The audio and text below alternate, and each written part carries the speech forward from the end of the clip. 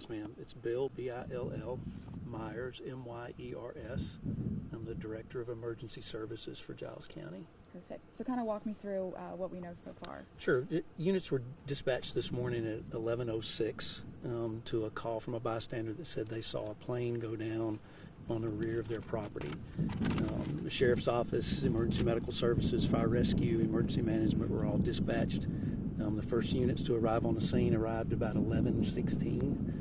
This is not only a remote area of the county, but it was a remote area of the property, so it was a little difficult. Took a few minutes to access even once arriving.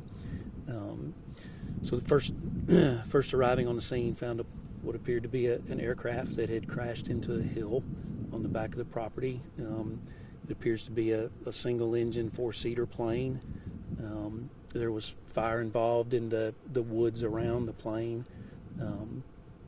And that fire was knocked down fairly quickly. An investigation led to the discovery of 2 fatalities. At this point, FAA is on on the way to do their investigation. The medical examiners on scene. The responding agencies were Giles County Emergency Services, which is Emergency Medical Services, Fire Rescue, and Emergency Management, as well as Giles County Sheriff's Office, Medical Examiner's Office, and in addition to that, Tennessee Forestry was dispatched as well because of the potential for fire in the woods. So that's where we are at the moment, just investigating and waiting on the FAA to do their process. Just 2 people on board, or that's all that we have discovered at this point, but the area is being thoroughly searched just to ensure there's no other person involved. Okay. Where was the plane headed? Where did it come from? We don't have that information to share just yet. Okay. That'll come after the investigation is more thoroughly completed. Okay. We heard there might have been a child on board, or? Not to my knowledge. Okay, so 2 adults? That's what it appears to be. Okay. Male, female, or? I don't have that either. What are some of the challenges? We kind of touched on it, but the challenges responding to remote areas and wooded areas? Well, access is the big thing. So the two factors here is just getting responders and equipment to the scene, and then secondly, with the drought that we've had, the fire that could have been a significant factor. It wasn't in this case, but those are certainly the things that we think about. What is it like for your responders to come upon a scene like this?